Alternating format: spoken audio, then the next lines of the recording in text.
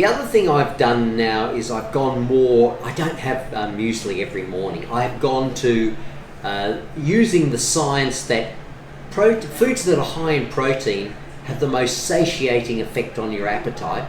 I have followed the research and I have omelettes at least every second morning, and my omelettes are made with tomato and broccolini, and I love mushrooms, and I'm not only having ordinary mushrooms, but I go to the supermarket and I buy some of the more exotic mushrooms, and they are fried lightly in butter and then made into the contents of my omelette.